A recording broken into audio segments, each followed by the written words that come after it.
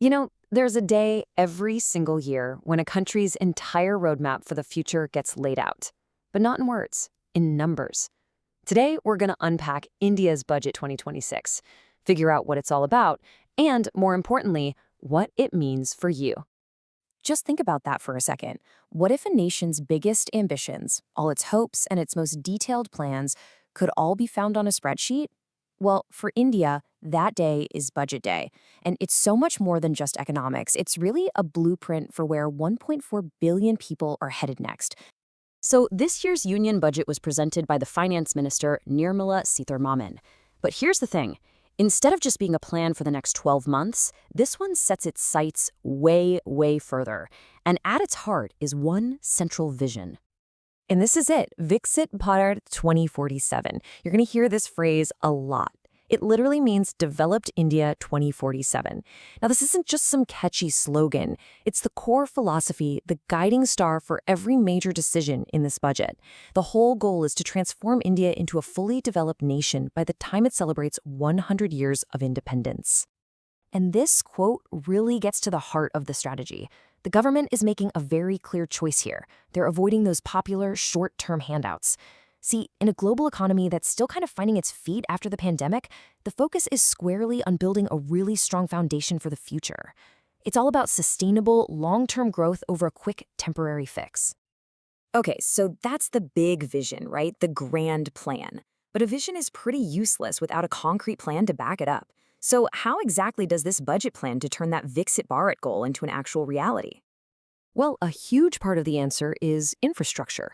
We are talking about a massive investment in the physical backbone of the country. As you can see, it's all laid out here. More roads, modernizing railways, building new high-speed train corridors, and creating smarter logistics networks. This is the tangible, nuts and bolts part of the plan.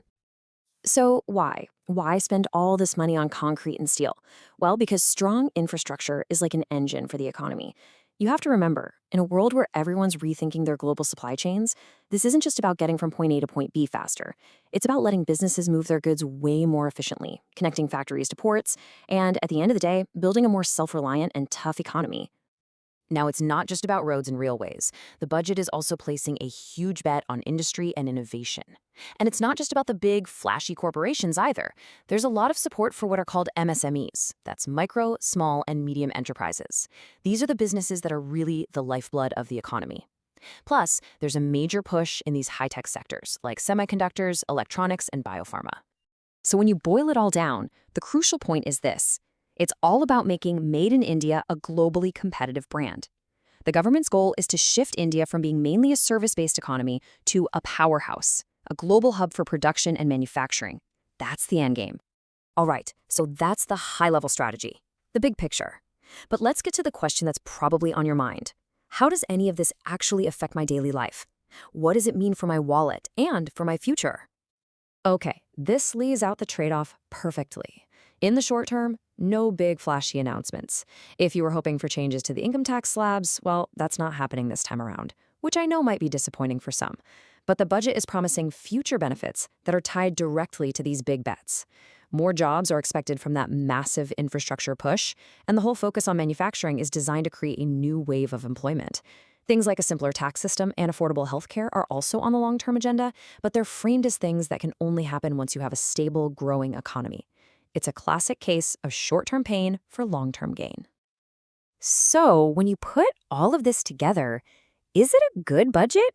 Well, to answer that, we really need to zoom out and look at the overall economic health of the country and the signals this budget sends to the rest of the world. One of the key things to look at here is the fiscal deficit. Now, in simple terms, this is just the gap between how much money the government earns and how much it spends. By aiming to keep this number in check, the government is basically telling the world, hey, we plan to grow the economy responsibly without racking up a ton of debt. And believe me, that is a very, very important signal for global investors. And this really sums up the entire personality of this budget, doesn't it? It absolutely chose a path of less excitement today for what it hopes will be a stronger foundation tomorrow.